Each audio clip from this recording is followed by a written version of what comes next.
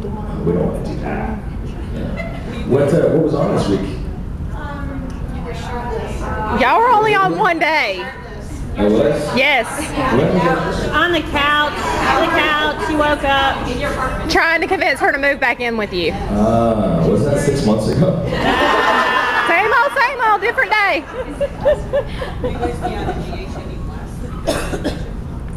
Not really so far. Yeah, I don't think so. I mean, maybe for the first 2 weeks, just because it was a lot to take on the first couple of weeks. We shot forever. And so we had a lot of pages, a lot of dialogue on night shift and stuff like that. So I think we're back normal, hopefully. Do you think we're going to see a wedding this year?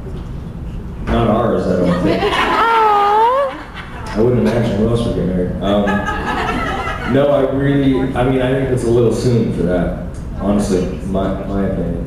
I have no idea. I would like to do that. I mean, I know we dabble in it, like I want to be a mother, she says, and all that kind of stuff. So obviously they're going towards that direction, whether it happens or not, I have no idea. I think it would be a great storyline personally. I would love to be a part of it. So, General Hospital could use another baby. It'd be nice if the dad knew who everything was.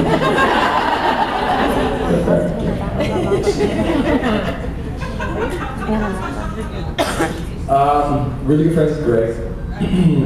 Yeah, I lived with Greg for a while when I was going through escrow in my house. He was very gracious enough to do that, and he just had a baby. Yeah.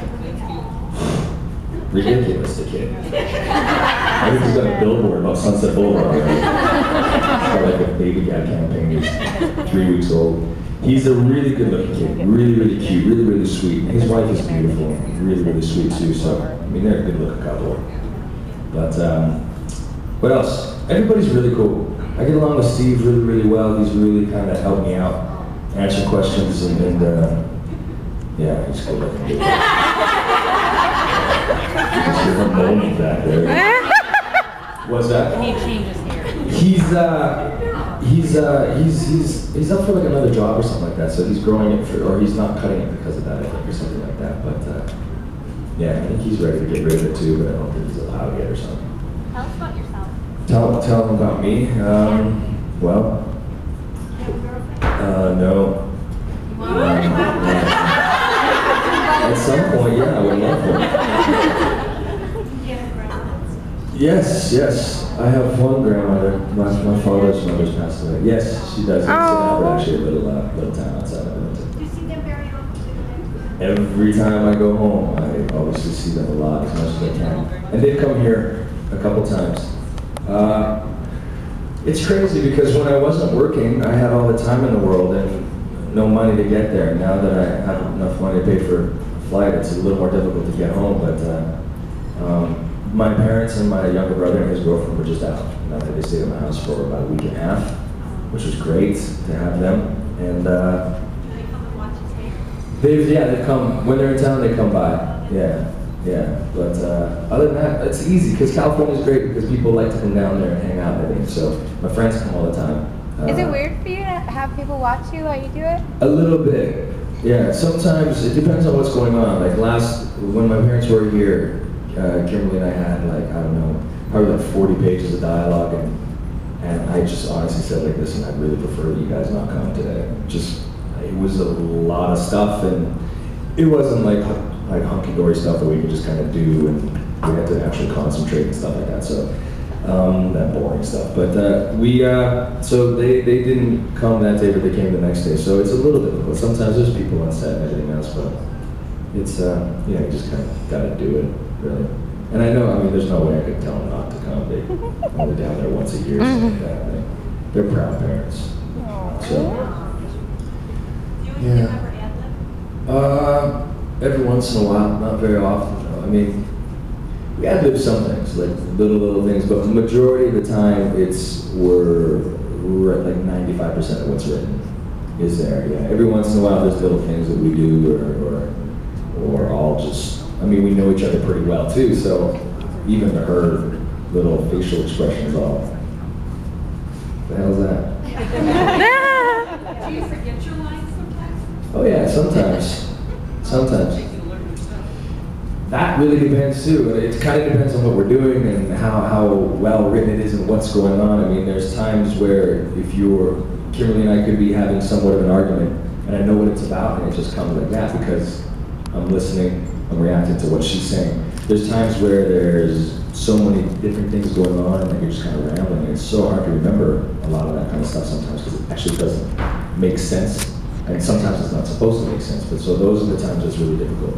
There's times where you have 10 pages, there's times where you have 50. So, and then if I have 50 on Tuesday and I have 20 on Wednesday, I can't learn Wednesday until Tuesday evening when I'm done Tuesday. And then if I'm working Thursday, I got another 40 pages. It's basically the night before and the day of that you're learning. Yeah, that's tough too. I have a little dictionary in my room that helps me out. And then when we actually are doing some sort of surgery and stuff like that, we have a medical consultant on set, and she obviously helps us out, pronunciation and just what to do. And so a lot of times, I mean, I know there's been a couple times where Rick and I are adding stuff back and forth. We're just like, did we get it? Did we get it? And then moving on, we're like, yes. No idea what we just said. But I'm not just like, la la la. Move on. Oh yeah, you know what's funny about that story is the writers and our producers and stuff came up to me in the beginning and said, you're getting a huge story, it's going to be one of the biggest stories of the year. And then when we started doing it, the more research they did, the more the research told them that it's actually not that big of a deal. Like, if she had end-stage AIDS and I had about that and we were on the protocol right off the bat, the chances of getting it are very, very slim. So that's why they kind of backed off of it a little bit. They didn't have the scientific facts to really push it through and make it a lot more dramatic than it could have been. So they played it out, I think, as best they could. Yeah, well, we had a really good time doing it. I mean, I say really good time. A lot of those times are very heavy and difficult and emotionally draining and physically draining and stuff. But when you do finish and it comes across and you get that good connection with the person you're working with or whatever, you felt that those to an actor are great times. Yeah, it was good. She had a lot of really, really great scenes with Stuart too and stuff like that. But she really does. Kimberly, well, I appreciate that, but I'm surprised that Kimberly didn't get her, to be honest with you. She's a great actress. Working with her every day, you realize how good she is. So, and she doesn't overact, and she just really is like Did you like working with Robin better or Carly? I mean, the right answer, the right answer. No, of course, I love working with Kimberly because she's a blast, we get along so well, but everybody's so, like, Laura's a very good actress. She plays Carly. You might hate Carly, but Laura's amazing. Yeah, she's a great actress and she's a really sweet person. She has a lot of fun and she delivers and she gives you something to work with all the time. And obviously Kimberly does the exact same thing. I'm very comfortable with Kimberly. I feel like I can be very open with her. But it was perfect in the beginning because nobody really knew Patrick that well. He was cockier, he was a little more closed off, so I could just kind of put the facade on with her and it worked. So I don't know if I could be as open with Carly character as obviously he is with Robin, which is a whole new dynamic. But